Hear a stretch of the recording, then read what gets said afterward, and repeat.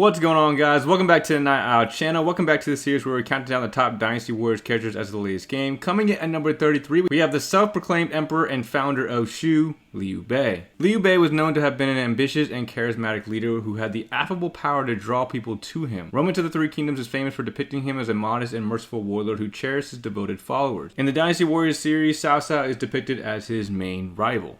Though two heroes move through this land, only one can rule. And that will be me. Remember that, Liu Bei.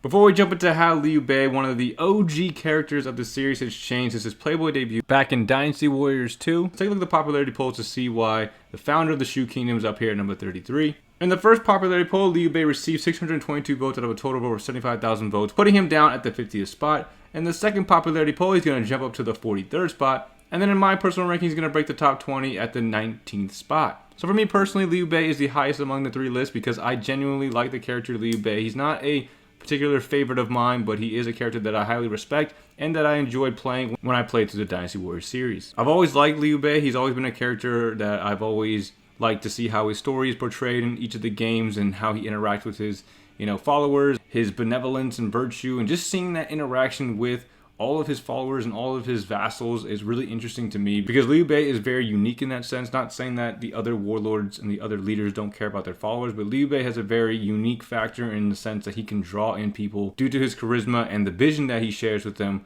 through his journey in the Dynasty Warriors series. He by far has the most content out of all the characters that I've been through so far. He has a lot of cutscenes, so if you're going to watch Liu Bei's cutscenes in the description, be prepared for a very, very long video. He has a lot of them. And being the leader of the Shu Kingdom for so long, it makes sense as to why that is. Before we jump into how Liu Bei has changed within the series, let's talk about Liu Bei for people who don't know. So like I said, Liu Bei was a warlord in the late Eastern Han Dynasty who founded the state of Shu Han in the Three Kingdoms period and became its first ruler. Though he was a distant relative of the Han imperial family, Liu Bei's father died when he was a child and left his family impoverished. To help his mother, he sold shoes and straw mats, and when he reached the age of 15, his mother sent him to study under the scholar and official Liu Ji.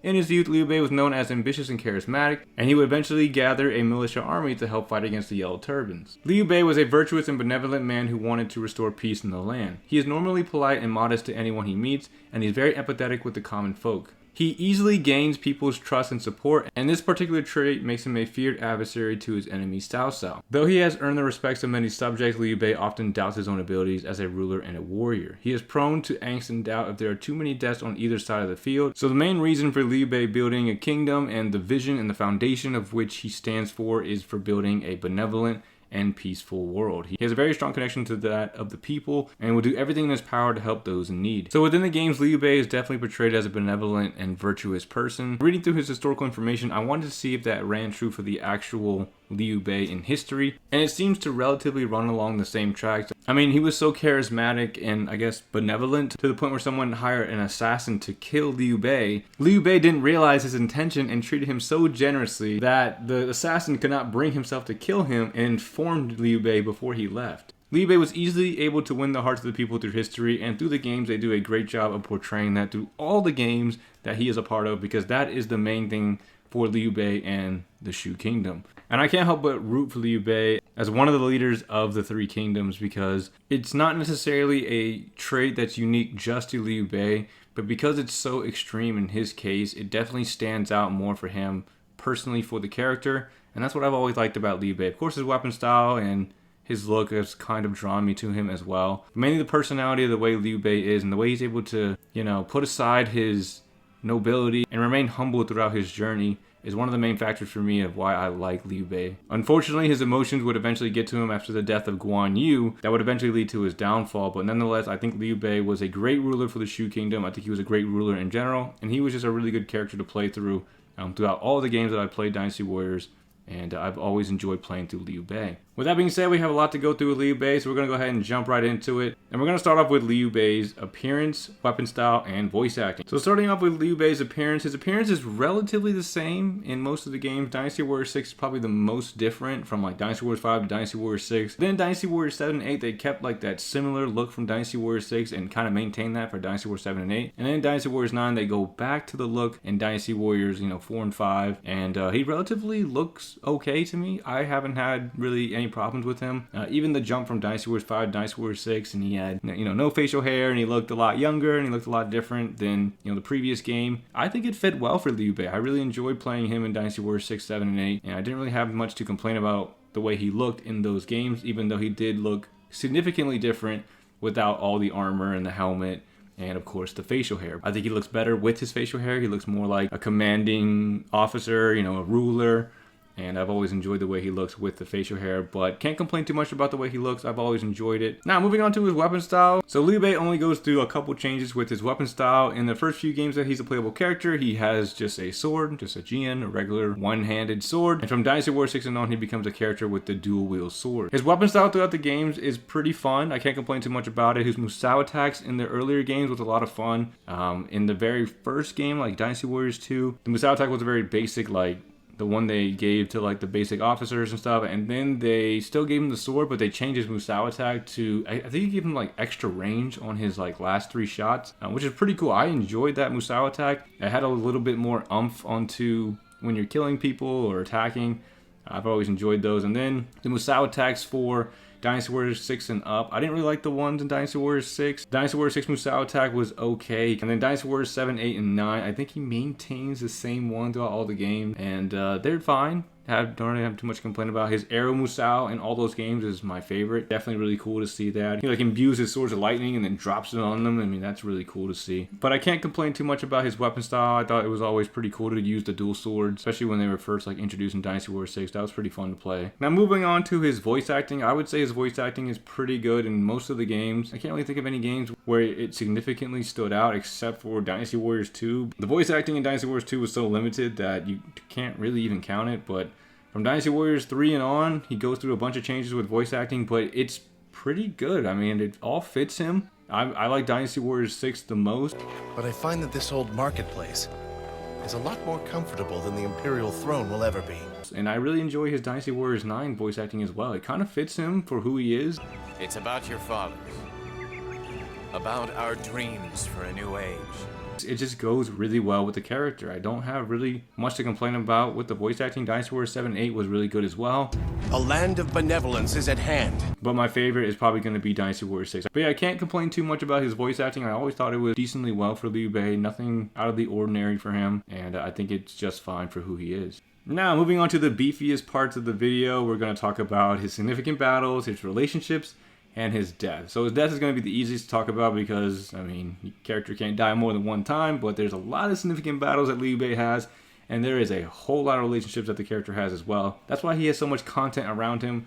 You know, he's the leader of the Shu Kingdom. It's expected, but dear Lord, this guy has a lot of content. Let's start off with his significant battles. So the most significant battles that Liu Bei is going to have is, of course, going to be the Ultimate Rebellion, Hulao Gate, the Battle of Jiapi, Battle of Changban, the Battle of Chibi, the Battle of Chengdu, and then the Battle of Yiling. There are a lot more battles than that I would say are significant to him, but out of all the significant battles, those are probably the most significant. The Ultimate Rebellion was very important because it was the first time that he rose an army, and that's where he met his sworn brothers, Guan Yu and Zhang Fei. Battle of Hulao Gate was also pretty significant as well because, once again, he was coming together with all the other big warlords at the time, and they were doing what they could in order to fight and kill Dong Zhuo, who was ruling with a tyrannical fist and was just causing mayhem and chaos among the land. They needed to put him down and restore peace to the land. Historically, I don't think Liu Bei was actually a part of that battle, but because Liu Bei was in the game since the beginning, he is in that battle for pretty much every single game, except for like maybe Dynasty Warriors 5. I think they skip over it. The Battle of Jiapi was also very significant because it was the first time Liu Bei actually had like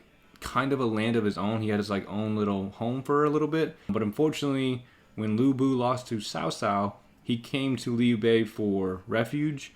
And once Liu Bei left, Lu Bu took control of Jiapi, and Liu Bei had to ask Cao Cao for help in order to defeat Lu Bu. Next up, the Battle of Changban, very significant battle as well. It's Liu Bei's escape from Cao Cao and his retreat across the Changjiang in order to set up for the Battle of Chibi, which I guess we'll just talk about in tandem together. So Chibi is one of the biggest battles of the time because the alliance between Sun Quan and Liu Bei ended up defeating Cao Cao during that time, even though they were heavily outnumbered Both of those battles are in the majority of the games. Always play through those battles. There's always, big cutscenes with Changban, Zhao Yun rescuing Ado, the Changban bridge scene. It's a very iconic battle, and then following that battle is the Battle of Chibi, the iconic fire attack where Huanggai surrenders to Cao Cao. It's a fake surrender that ends up putting his whole fleet aflame, and it's one of the biggest defeats for Cao Cao. I believe it's one of the first ones as well, at least in the Dynasty Warriors series. A very huge victory for the Allied forces, because if the Allied forces had lost, that would have been the end of the Three Kingdoms era. Cao Cao would have had control of the land, and that would have been it. And then finally, the Battle of Chengdu and the Battle of Yiling. After the Battle of Chengdu, Liu Bei finally has a land of his own after wandering for so many years. And then the Battle of Yiling is kind of the downfall of Liu Bei. So after the death of Guan Yu, he attacks, Wu in revenge, and they end up losing in the Battle of Yiling. And it's a disastrous loss. And because of the loss, Liu Bei is filled with strife and grief and regret, and he ends up dying later on before that. I guess we'll talk about his death as well. So he ends up dying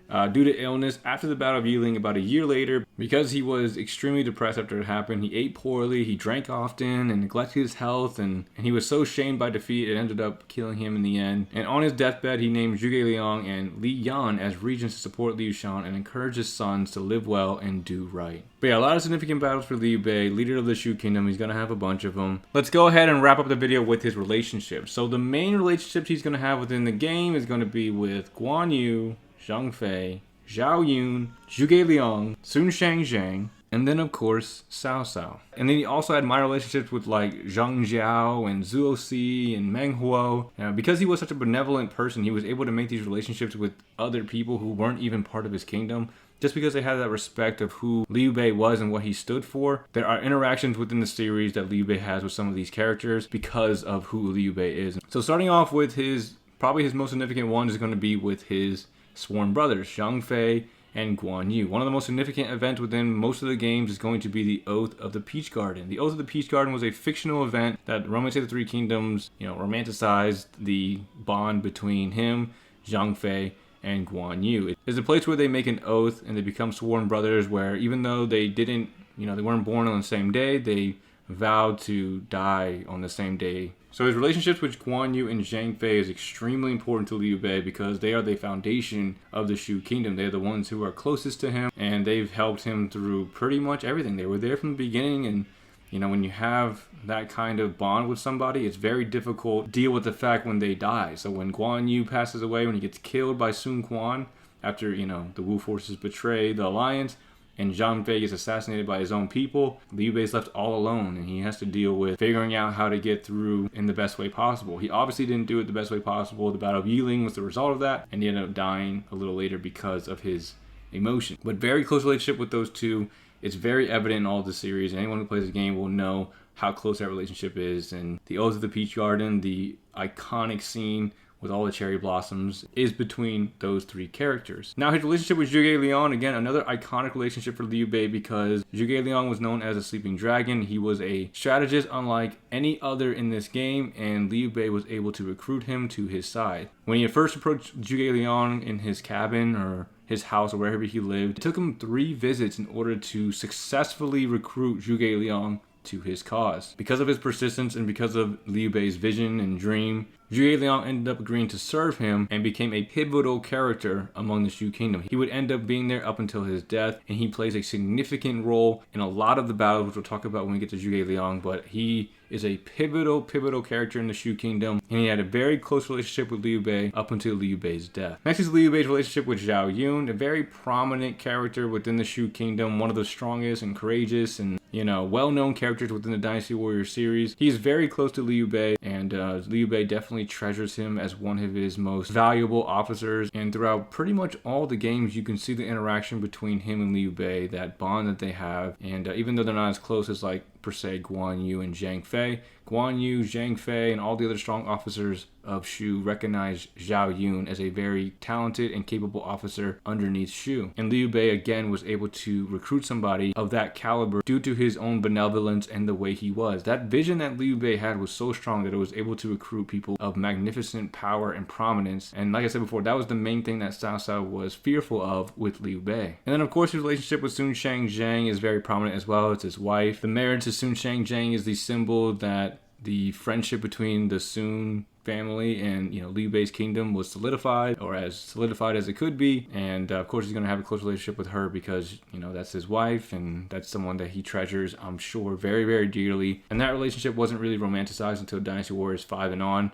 From Dynasty Warriors 5 and pretty much actually more like Dynasty Warriors 6 and on, they really start to push that a lot more, and you can see the interactions between them. And then finally, his last main relationship is going to be with his rival, Cao Cao. Cao Cao is the leader of the Wei Kingdom. And when it comes to rivalries within the game, I believe these two are at the #1 spot. Both of them are leaders of their respective kingdoms, and they're both trying to achieve what they can in order to bring their vision to life. I believe at one point or another, they were on the same side. They fought in many battles together as comrades, and then, of course, because of their different visions and what they wanted for the land, even though they did have a pretty intense rivalry, I don't think it was from a place of hatred. I don't think I could particularly say that Cao Cao was hateful or hated Liu Bei, and vice versa. I don't think Liu Bei hated Cao Cao. I think they both recognized each other's talents. Cao Cao was definitely aware of Liu Bei's abilities, and like I said before, that's what made him so fearful of him, because of his ability to recruit high caliber, talented people. But Cao Cao and Liu Bei's relationship is definitely highlighted it among the games.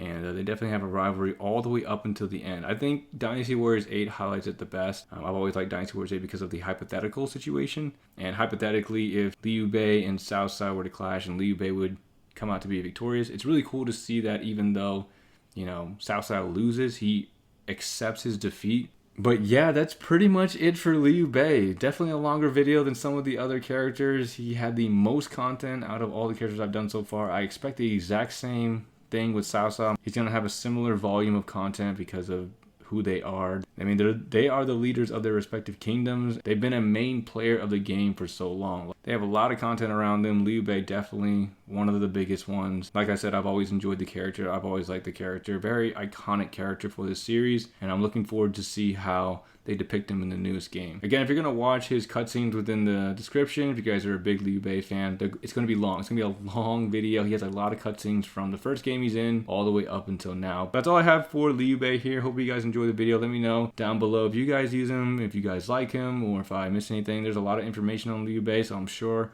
I didn't cover everything, but we went over all of his changes within the Dynasty Warriors series and what his roles within the game, and that's the main point of this series. But let me know what you guys think down below. I always love reading the comments. If you guys enjoyed it, definitely appreciate a like, comment, subscribe, and I'll see you guys in the next video. Thanks for watching, everyone.